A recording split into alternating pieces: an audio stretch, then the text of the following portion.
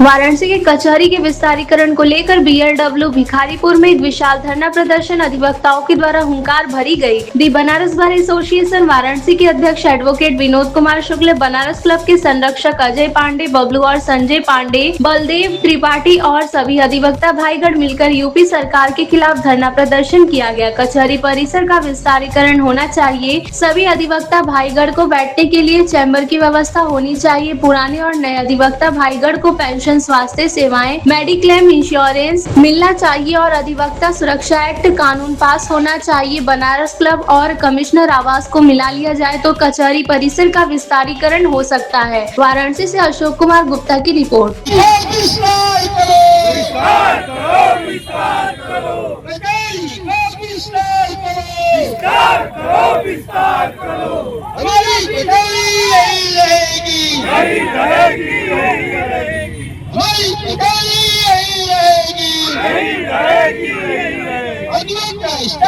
लागू करो, लागू करो, लागू करो।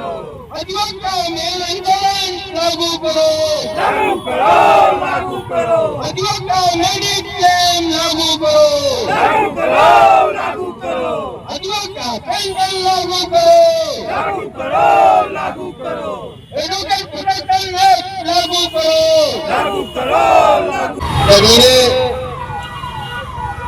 बनारस का उद्यान विभाग, कमिश्नर महोदय का आवासीय बंगला, इन सभी को वर्तमान कचहरी में समायोजित किया जाए और कचहरी का विस्तार किया जाए, क्योंकि बनारस क्लब का बनारस की जनता के हितों में कोई योगदान नहीं है। न बनारस क्लब के आम जनता को कोई सुविधा और लाभ मिलता है। वह बनारस क्लब बनारस के बड़े उद्योगपति, बड़े अधिकारियों के मनोरंजन का स्थान है। अगर उनको मनोरंजन के लिए बनारस क्लब को खाली करा के कहीं अन्यत्र ले जाया जाए तो बनारस की जनता के हितों पर कोई प्रतिकूल नकारात्मक प्रभाव नहीं पड़ता और उसे बनारस क्लब को वर्तमान कचहरी में समायोजित किया जाता है तो बनारस की जनता, बनारस की आवाम, वादकारियों को सुविधा मिलेगी। इसके साथ साथ जो अधिवक्ता स्टाइपेंड है, इसकी मांग हम सरकार से अनुरोध करते चले आ रहे हैं। हमारे युवा अधिवक्ता साथी जब व्यवसाय के लिए न्यायालय परिसर में जाते हैं तो उनके पास तत्कालीन रूप में आय के संसाधन अत्यंत कमजोर होते हैं।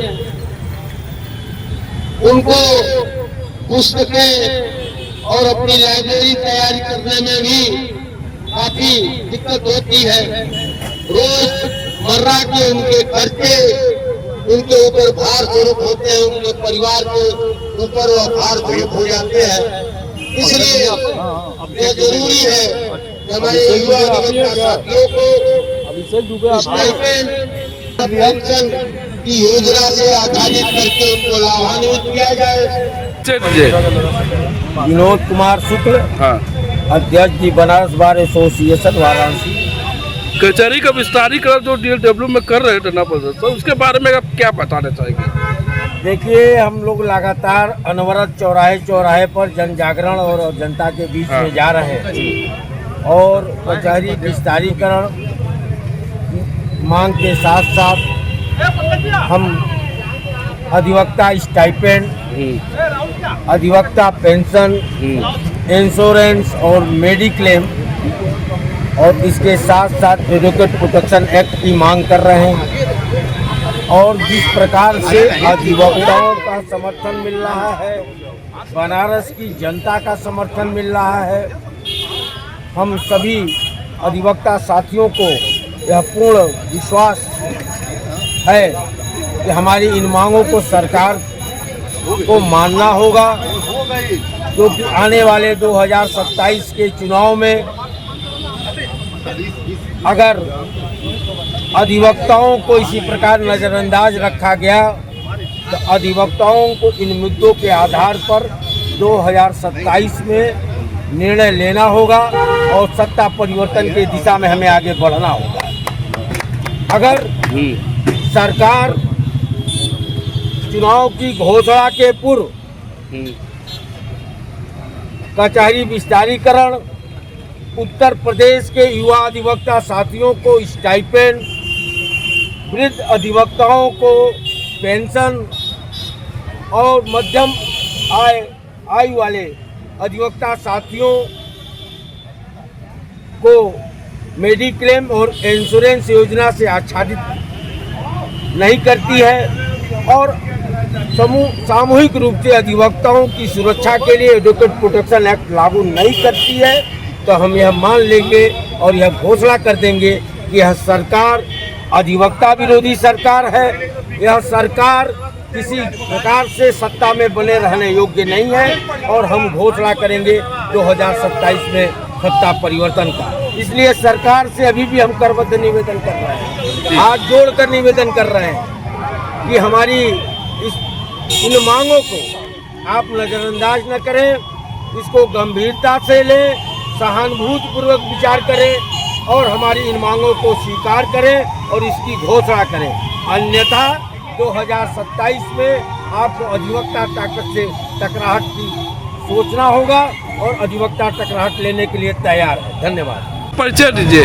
मैं Abhishek Dubey, advocate, district bar association Mirzapur सदस्य। हाँ, कचहरी के विस्तारीकरण जो धरना प्रदर्शन हो रहा है यहाँ पर, उसके बारे में क्या बताना चाहिए? हम बताना चाह रहे हैं, चाहे जो भी कह लीजिए, बनारस में विनोद भैया के सानिध्य में हम लोग बहुत सौभाग्यशाली हैं कि आप जैसे ऊर्जावान क्रांतिकारी व्यक्ति हम लोगों का प्रतिनिधित्व कर रहे हैं। आप पूरे प्रदेश में, पूरे देश में देख रहे होंगे कि वो अधिवक्ताओं, जो कि अधिवक्ताओं का इतिहास रहा है कि अंग्रेजों से संघर्ष करने में वो प्रथमता रहे, आज अपनी लड़ाई, अपनी मांगों के लिए हम लोगों का कोई नेतृत्व करता नहीं मिल रहा है। मैं माँ बाबा विश्वनाथ को, मैं काशी की नगरी को मैं धन्य करूंगा, मैं उनका बारंबार प्रणाम करूंगा कि आपके द्वारा, आपके आदेश, आपके निर्देश के क्रम में हम लोगों के बीच में, हम लोगों की अगुवाई करने के लिए,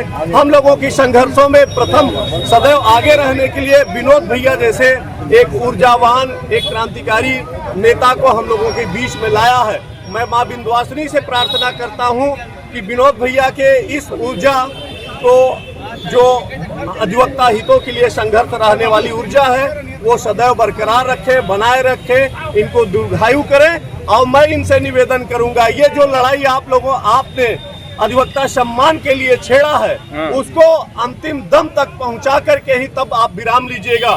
इसी शब्दों के साथ मैं अपनी वाणी को विराम देता हूं और मैं यहाँ पर उपस्थित तमाम अधिवक्ताओं को यह बारंबार प्रणाम करता हूं कि आप लोग इस संघर्ष में विनोद भैया के साथ में हैं।